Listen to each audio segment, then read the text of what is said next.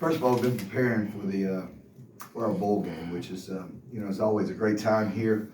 Anytime you've got postseason play as a football coach in the FCS or FBS, that means more practice opportunity. Just to have an opportunity to be around your team a little bit longer, and that's critical because here we are. We're in the day and age of the transfer portal. Of course, I think everybody's aware of who we've lost in that portal and what we have to do. So this preparation time has been very important for us. Some new tackles right there, some new running backs, some guys that's going to carry the football, some new secondary guys. But that's this day and age of college football. You can complain about it, but you have to engage it and make the most of it. And that's what we've done. So it's been a great 2 weeks of practice, or I guess a week and a half. Balancing that with exams, balancing that with recruiting, visits. As you can imagine, the season is a busy time for us. But the last 2.5 weeks has been, what's the term? You're drinking out of a fire hose.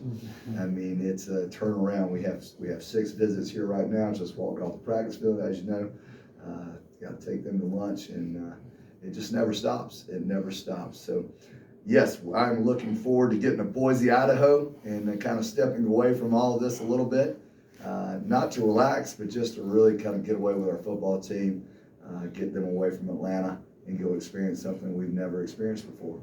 And the college football, the game itself, takes us all, if you're in it long enough, it takes us so many different places. And for us to take our team to Boise, Idaho, a place that 99.9% have never been, and get to experience that environment, I think it's going to be special. You mentioned the extra practice time that you get because you're in a bowl game. Are you seeing the benefits of that? And obviously it probably won't show up until later, but what are the benefits as a coach when you have these extra practices? Because I know you're practicing for this game, but it's also for the future, for the young players, right? You have that opportunity. First and foremost, we've got to prepare to win the game. So you can't solely focus on, the underclassmen, guys that haven't played so much. More so than anything else, like I said, it's replacing the starters that we lost that have left us. Marcus Carroll, for example, he's out of here. He had 99% of our carries at the running back position. So we had to get some other guys. They've been practicing, but to be that guy, to be the guy with the first unit, is something you have to experience. New tackles.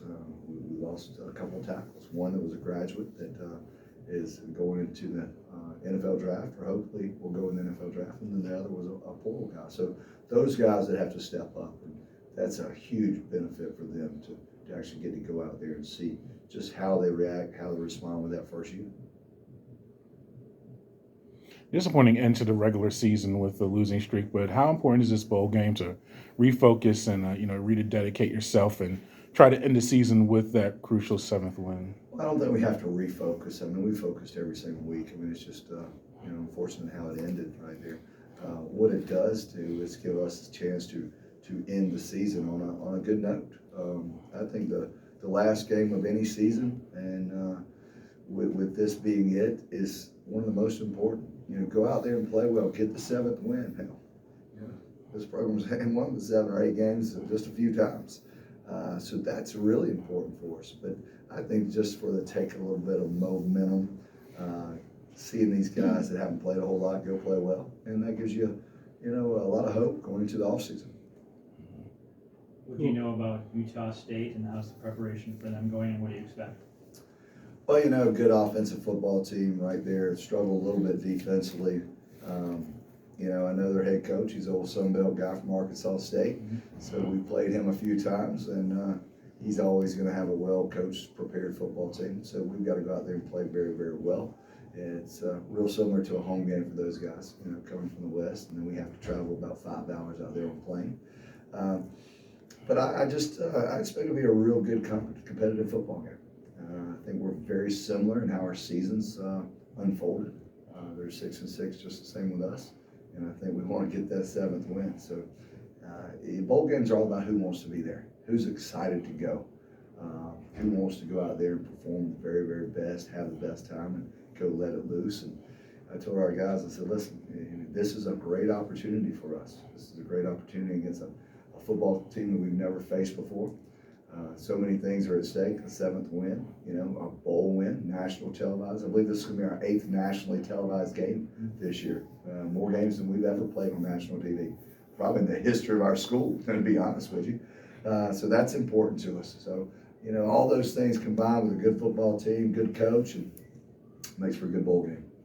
And you can speak from experience, as you were telling me. You've played I on the did. blue turf before. I played in 1994 against Boise State, 1AA playoffs, and it was a great experience. I can remember my father coming in. He went snowmobiling. We went out there. He went out a couple days earlier. Went snowmobiling. Told me he said the greatest thing I've ever done.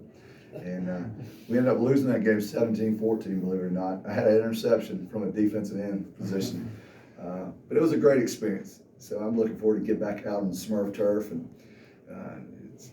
it's just anytime you go play on a turf that's not green, it's a little unusual. But this turf is well known. Boise State's well known, and it's been talked about for many, many years. Can't wait to get back on. So you've been there and you've experienced it before, but what about these players? I mean, getting to go to a new environment. Yeah, that's the great thing about it. I mean, it's such a picturesque setting, Boise is, because it's down in the valley and you have the mountains all behind you. And I'm sure they're going to be a little snow-capped up there. We're going to have a chance to, I believe we're going snow tubing, and I think on Wednesday we really have a lot of time in the afternoon for these guys to go do some of those things that my dad may have experienced. I told him, I said, if you get a chance to go snowmobiling, set up a half day, I said, you guys need to go experience that. And guys from the South, especially on our football team, don't get to do that. Nobody's been snowmobiling. We'll get to go out there and have a blast. We're going to go snow tubing, and we're just, like I said, the game of football has really, really blessed us, and it's going to bless us one more time. But it's true. So are you guys ready to possibly play in the snow? We're ready to what? To possibly play in the snow? I wish it would snow a foot. I mean, honestly, when they announced the bowl site, I was like, please, I want it to snow 12, 16, 18 inches. Because that is, I mean, you talk about something that will just energize a football team, especially a group here. Now, if it's 35 and raining, we're in trouble. But if it's 35 and there's some snow falling, I mean, we've got a group that will probably go crazy to get out there on the football field. So I've looked at the forecast a little bit, high 30s there on game day, but you never know, it could change. You mentioned a couple of those spots where there's maybe reps up for grabs for this bowl game. Who are maybe some of the guys that have stood out in the week and a half of practice you've seen with new opportunities? Well, we made some changes a little bit. Ben Chukuma is the offensive tackle, played in our last game because of an injury to one of our players. And he's been a guy that's just been really on the back burner at the cusp of being able to be a starter for us. And he has had a really good 2 weeks of practice. He's strong, he's physical. He's probably one of the more athletic and I call him picturesque, because when you look at him, he looks like a true, probably better than any NFL lineman you're going to see. And that's a guy that's really stepped up and done a nice job. And then we've had to move Trevor Timmons to our right tackle, and he's done a nice job developing in that position as well. Freddie Brock, our back, they'll be stepping in there and predominantly taking most of the carries in this bowl game. Has done a nice job. So those are three guys right off the top of my head that is ready to go out and play and show them that they can get the job done. And correct me if I'm wrong, Ben was a walk-on at one point. Oh yeah, Ben was walking. Another guy, Tucker, Gregg, you've had a few of them come through, taking their opportunity when it's come along. Yeah, and this is awesome for Ben. And he was so nervous there at Old Dominion when he stepped out on the field. I mean, when we got in pregame, he was going the wrong way. I mean, I was like, oh God, what is going on here? I was like, big man, just deep rest, deep rest, deep rest. And he had some blunders in that game, some mishaps, but for the most part, he played pretty good. But this is going to be so much better of a game for him, just because of the preparation, and he understands going into the game, I am the guy, and he's taking all the first team reps. You mentioned the ins and outs, but you have guys like Darren and the seniors and upperclassmen, some who played for you for even 5, possibly 6 years. How valuable is the experience for them on the other end of things? Just probably maybe the last time they played for Georgia State, maybe the last time they play football at competitive levels, some of those Oh, no guys. doubt. I always tell them, I said, if you don't treat the game of football like it's your last, every time you step on the field, then something's really wrong with you. You have to play like that each and every day. But the ones that are truly, this is their last game for Georgia State, it's going to be really special for them as those final seconds tick down and the emotions hit them that it's over, and they probably will never play on another competitive team in their life. And that's hard for an athlete that's played so many years. When you're young and you played 6, 7 year Pee Wee football, and then you go into middle school and then your high school and now your college career, and you really know that you're not going to play any longer. There's really not that chance to go. For some of those guys, it's going to be really tough. I know it was really tough for me, but it'll be really special knowing they laid it on their line for Georgia State, played a huge role in the success of our football program and building it, and they should be proud of everything they've done. For you? I mean, God, what records didn't he set? In 3 years, really 2.5 years, because I think he started that third or fourth game. He's done a lot. He really has. I can remember his first start against Charlotte. I wasn't sure Darren could throw it in the ocean if he was sitting on the beach. And I use that as a little bit of humor, but I remember us throwing fade balls up to the Cradle, and Cradle was having to go and make spectacular catches. I was like, let's just get it in the air, get it in the proximity of it, and he's going to catch it. But he's developed and really become a much better thrower, a much better runner. But all in all, I think what he has really done, he's understood the game of football each and every year so much better than the year before. And he's been a really great leader for us. Truly, he's a statesman of our football program when I say that. He's a guy everybody looks to, and he's always going to be welcome back here, I can tell you that.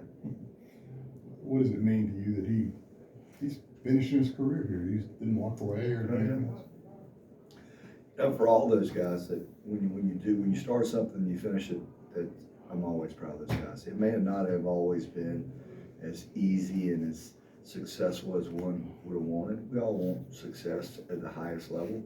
And we all wanted to be a Sun Belt champion. We always wanted so many things, but just those guys stuck with us and made the most of every opportunity. They fought hard. Our last off season was as tough and as hard as any in the country, I'm sure. And then for those guys to really go through it and want to really recover from our season of a year ago, like the way we did. And we really had, there's a lot of things to be proud of in this past season.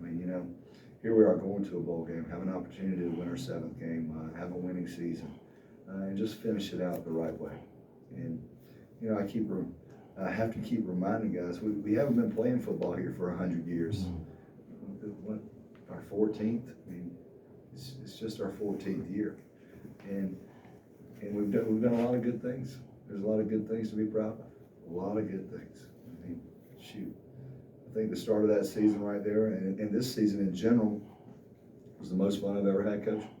Even down the stretch, our practices were really good. Our attitudes were really good. We pushed each other every single day. There wasn't belly aching and complaining. Our practices out here in this bowl game were fantastic, and that's rewarding for me. That we have those types of young men in that locker room. That's huge. You mentioned about bowl games being about the team who wants to be there. So based on what you just said there, is that the impression you're getting, that these guys really want to be there and play this game and win this game? You know really quickly if the team wants to be there or not, just by how practice goes. Them first few practices, you got 3 weeks until a bowl game. They're thinking, oh God, here we go, we gotta go practice. And everybody does it. But our guys, I was talking to one of our assistants last night when we were at state championship games. He's like, I just don't even want to walk off the field because we have so much fun in practice. And that's evidence enough for me to know that these guys don't want to stop playing. And they kind of get mad when I stop some of the team segments out there. They want to keep going and keep going and keep going. That's awesome.